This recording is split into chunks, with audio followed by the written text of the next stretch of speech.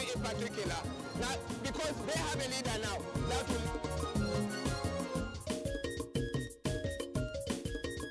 Simply put, Gura is a beautiful countryside with awesome landscapes. If something differently would be done to the Nigerian textile industries, that our youth will be employed.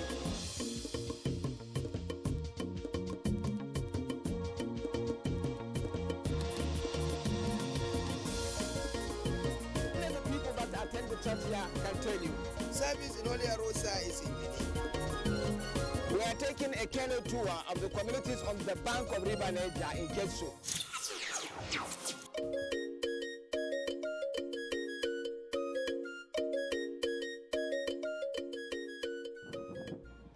Katsina, the capital city of Katsina State, is a land of heritage.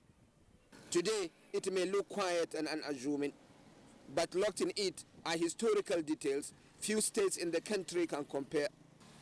As a matter of fact, among several classes of Nigerians today, no mention of Katsina is ever made without deep and rapid reflections of its contributions to world history, in scholarship, culture, commerce, politics, and religion. Katsina still plays a leading role in these fields.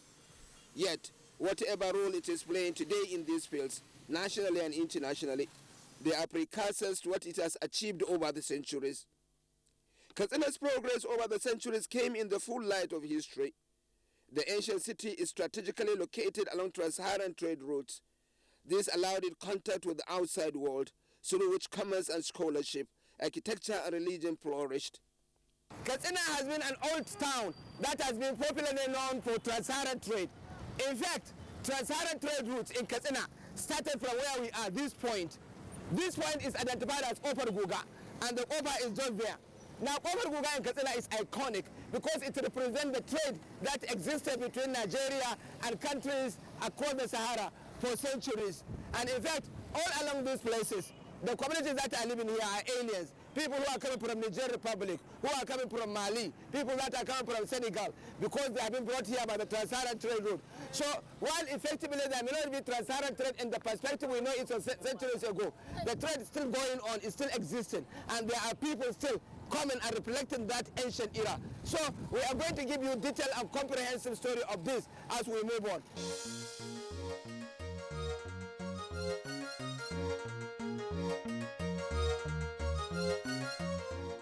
Katsina is also one of the most central of the Hausa states, sandwiched between Kano and Sokoto. This came with the consequences in terms of language variation, wars, scholarships, and relationship. My purpose here is not to recreate history, but Katsina maintains ancient monuments and artifacts that give refreshing insight into its historical facts and how those monuments and artifacts influence lives and the development of Katsina and neighboring states. On that score, Gobarau minaret is an ideal starting point.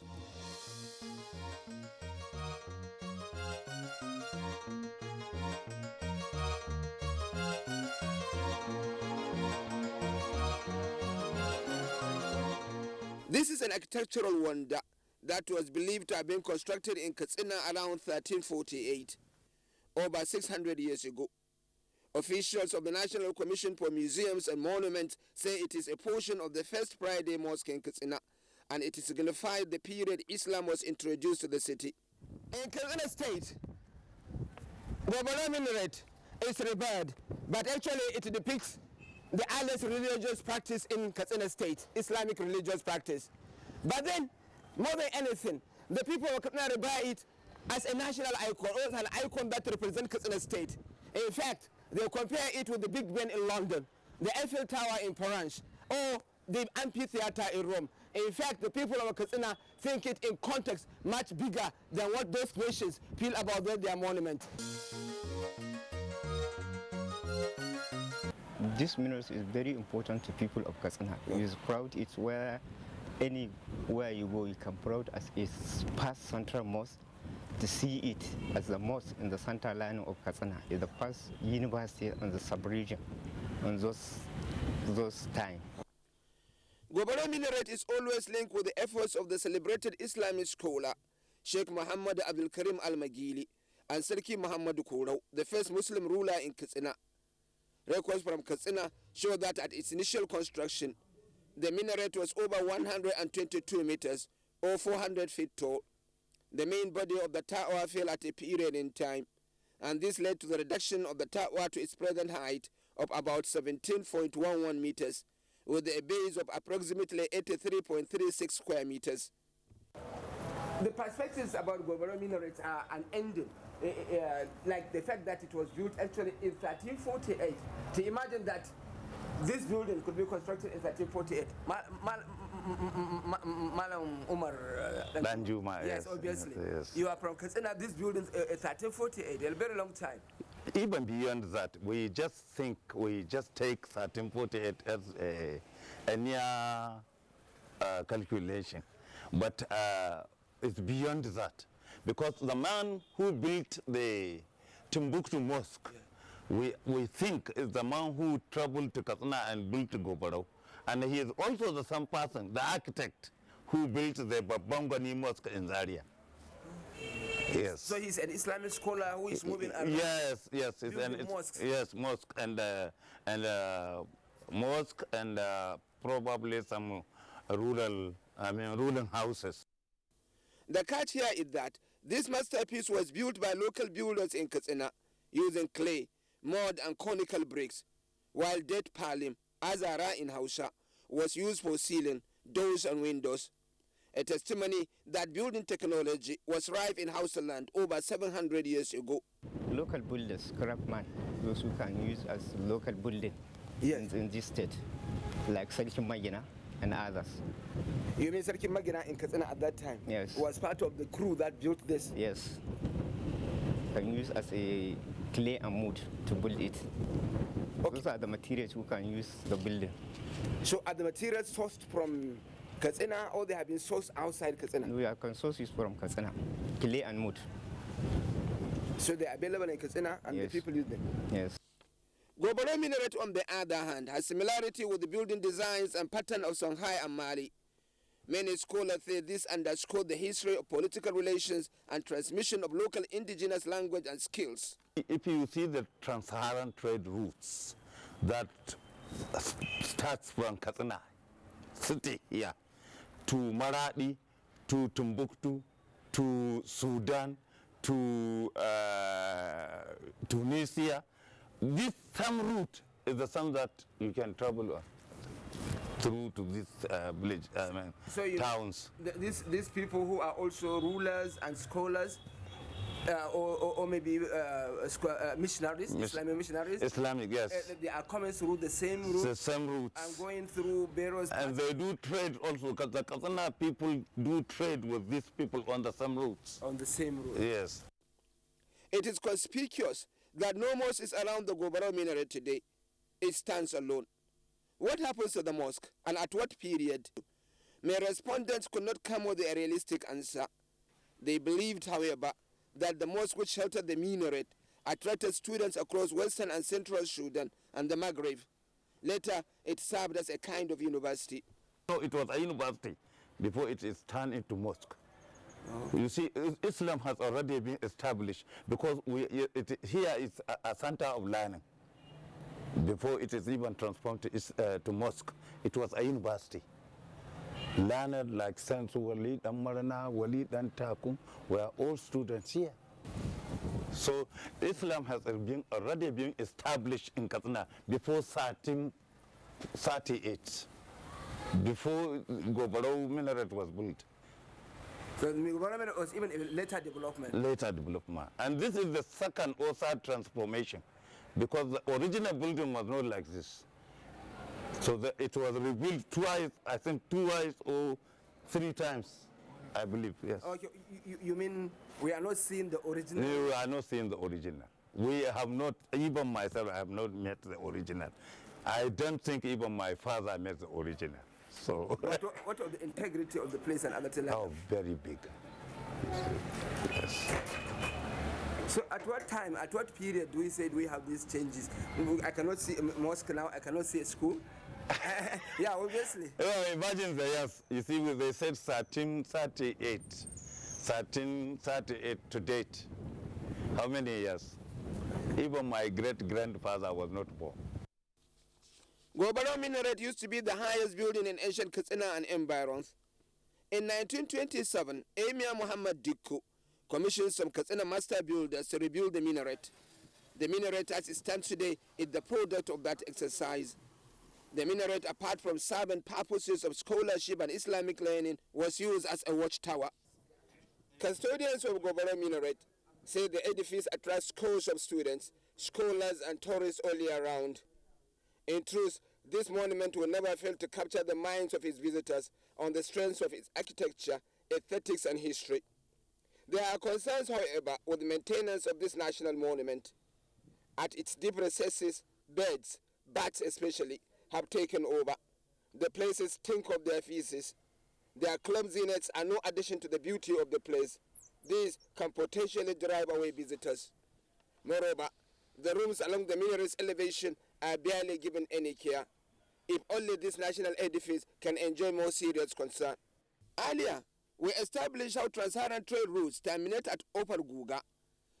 Trade across the Sahara has shaped relations between Katsina and the outside world for centuries. One of the biggest monuments to this relation is obviously the market in Jibia, some 15 kilometers north of Katsina. Jibia market has been there for centuries. It is precisely located at the foot of the trans-Saharan trade routes. In modern day, it is a border market, and although in Nigeria, Niger Republic is barely a kilometer away.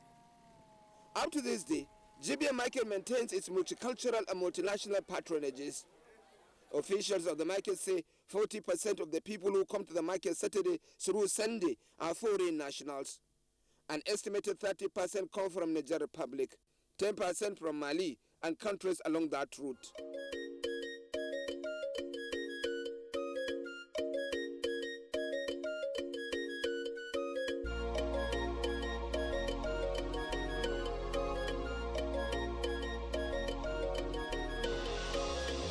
Decades of trade relations had made this market seamless. Hausa is the main language of trade. It is difficult to find major commodities of trade that characterize that golden period of trans-Saharan trade in the market today. Though date palm is still a major foreign import, as well as tiger nuts and potassium. As a matter of fact, the story of Jibia market today is a story of changes brought about by modernity and creation of states. Its unfading value remains its international outlook.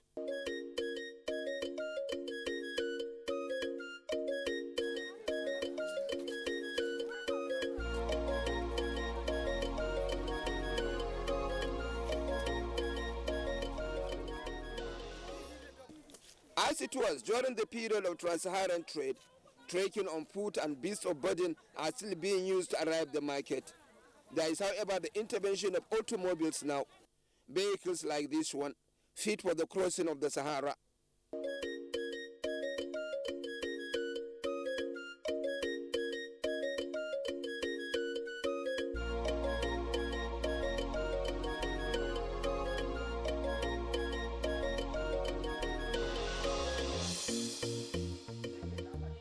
You don't get to see any of these kind of vehicles, but in places like Jibia, all these vehicles are heading to various international destinations. One feature of them is that on their arrival or return journey from the market, they are always overloaded.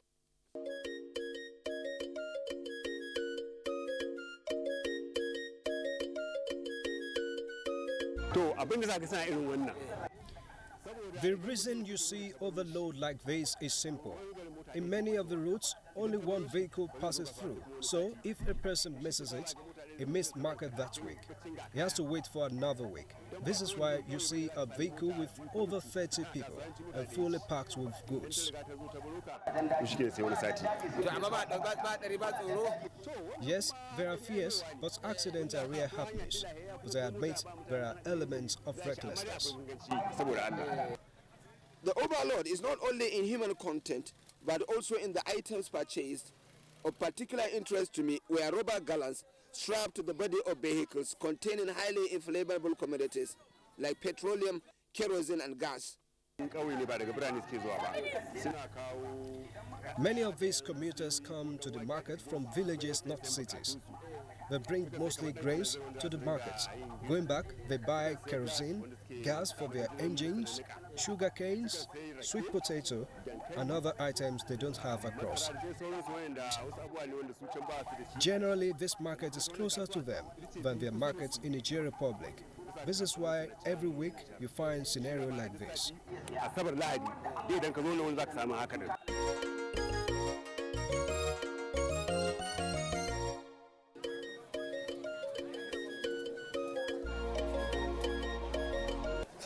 Because of the transborder nature of this market, there exists an extensive yet informal bureau de change. This exchange center is the engine of trade in Jibia market.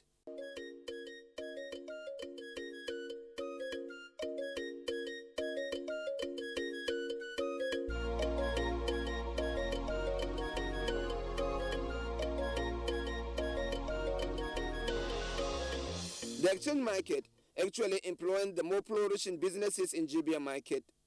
A massive business in Jibia market is its livestock content. It may have been a thriving business during the heydays of trans-Saharan trade. It is elevated to greater heights today. Camel, cattle, donkeys, sheep, goats and poultry are the main products of the livestock market. 80% of them come from Niger Republic and beyond.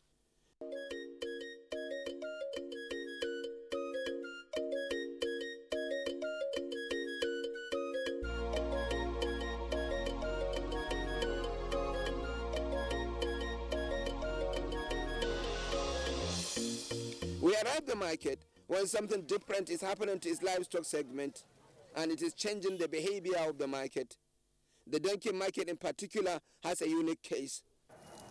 When you come to Jibia market, donkey market is iconic. At least 12 trailer loads of donkeys are being done weekly to markets in the south of Nigeria. But now the donkey market is depleted. You can look at the market. There are no donkeys. In fact, the available donkeys cannot make up out to one trailer. There are so many reasons attested to it. Many people are saying that there is a law now in Niger that the donkey should not be imported to Nigeria. The reason why we should talk to the dealers. Thank you.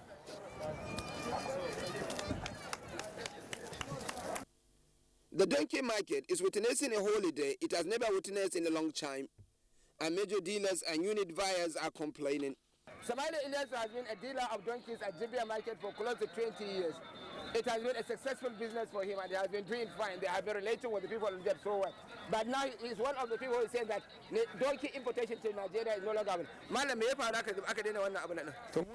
What we hear is that Nigeria Republic has stopped donkey exports.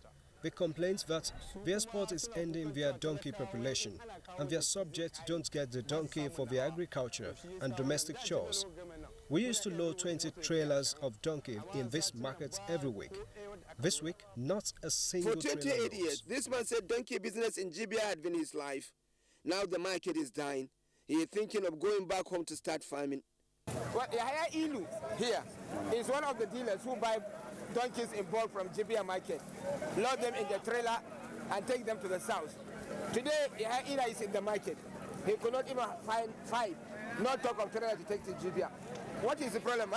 Almajiri. Kai kana loading jakuna. Wannan gaskiya ne. A trailer. Ka kai su kudu ko? Izambo ba. We took the donkeys to Izambo in southern Nigeria, in Enugu State. We learned the president and legislature in Nigeria Republic have stopped donkey exports to us, afraid that their donkey would finish. I load 6 to 10 trailers of donkey every week to Enugu. This week, not a single one is loaded. Shine kaga nan da muna loda trailer uku muna loda 5 6 7 8 har 10 amma Although the donkey market is different, there is a common trend that is affecting all the livestock market. People bringing cattle or camel from the Niger to Jibia are no longer doing so. They no longer break even. The market, which week in, week out, see tens of trailer loads of sheep, goats and cow leave for market across Nigeria, are no longer loaded. The animals are not coming to the market in the number they used to do. Most of our trading partners are our brothers from Nigeria Republic. We can't do without one another. They bring the livestock, and when they do so, the market would fill. It so happens now that the people of Niger would use safer to buy livestock from home. The moment they bring the animals here, when they sell and exchange naira currency, they record losses. They don't break even. Many have stopped the business. Some now buy fair animals here and take it to Niger and gain profits.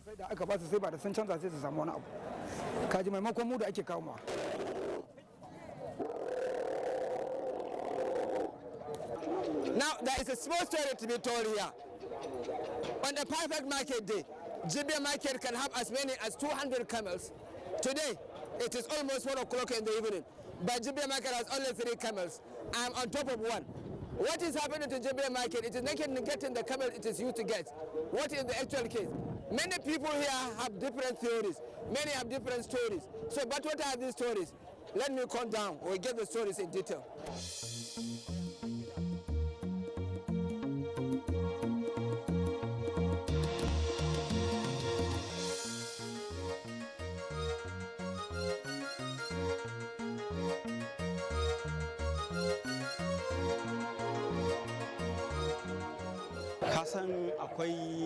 Our case is simple. Exchange rate is stopping the markets. People no longer bring camel from the Nigerian Republic to this market because it would not make profits.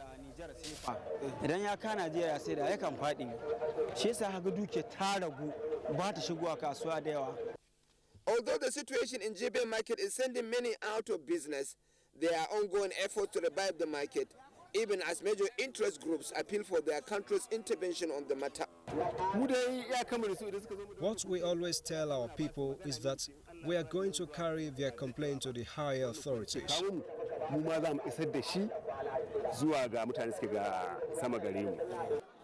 A new pattern is emerging. People now buy livestock from Nigeria in small quantity to export to Niger Republic. This trend, they say, allows them to break even.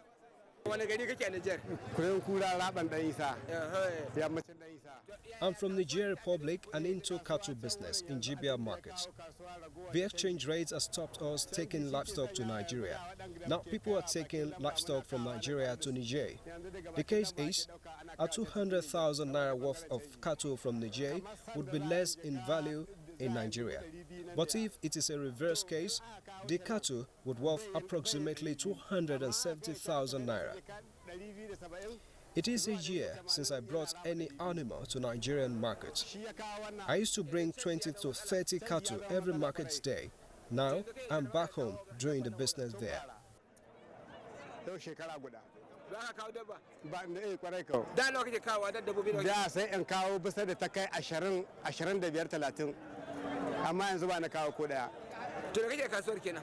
Can nake yin ta nan na zo ganin ma mutane ne yau kawai ma na fara zuwa kasuwai shekara guda.